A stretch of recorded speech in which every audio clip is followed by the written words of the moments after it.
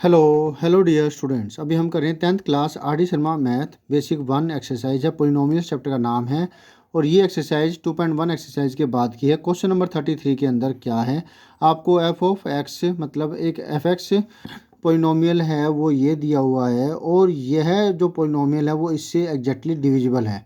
तो अब आपको ए और बी की वैल्यू को फाइंड आउट करना है।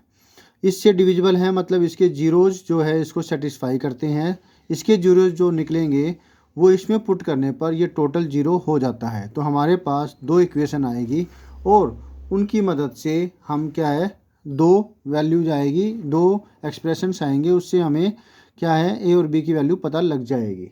अब वो कैसे, देखिए समझिए। गिवन पोलिनोमियल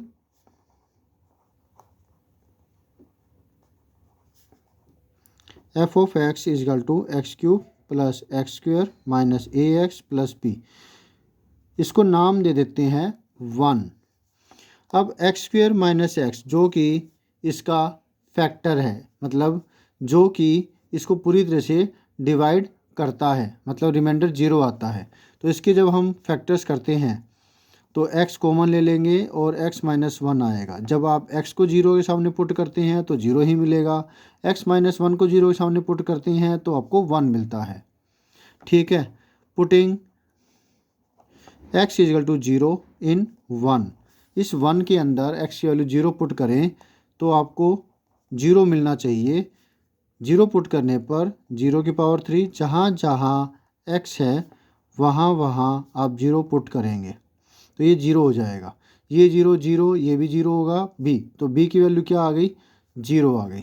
अब फिर आप पुट करेंगे जो दूसरी वैल्यू आई है 1, पुटिंग x इजगल टू 1 इन 1, इसके अंदर x की वैल्यू 1 पुट करने पर आपको मिलता है f1 is equal to 1 power 3 plus 1 power 2 minus a into 1 plus b equal to zero. x equal to 1 and b is equal to zero, ये भी लिख देते हैं यहाँ पर ताकि ये जीरो हो जाए।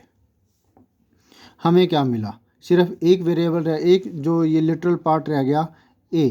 1 प्लस 1 कितना हुआ, 1 प्लस 1 2 हुआ, minus a is equal to zero.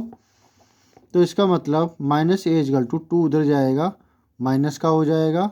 a की वैल्यू क्या मिली, माइनस से माइनस कैंसिल, a की वैल्यू 2 और b की वैल्यू जीरो हम निकाल चुके हैं। इस प्रकार से ये हमें जो है ना आंसर मिल गया।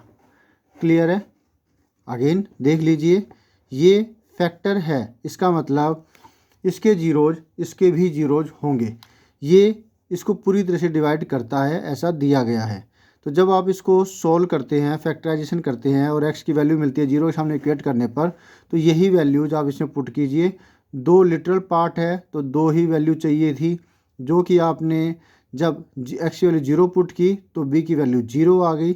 अब b की वैल्यू जीरो और x की वैल्यू 1 पुट की इसके अंदर तो आपको a की वैल्यू 2 मिल जाती है। तो ये दो आपके आंसर हुए। होप सो आपको अच्छे समझ में आ गया। फिर भी कोई डाउट हो तो कमेंट करके पूछेगा। तो thank you students for watching your on video. मिलते हैं नेक्स्ट वीडियो में जिसमें हम करेंगे नेक्स्ट को solution. Always have a great time, bye.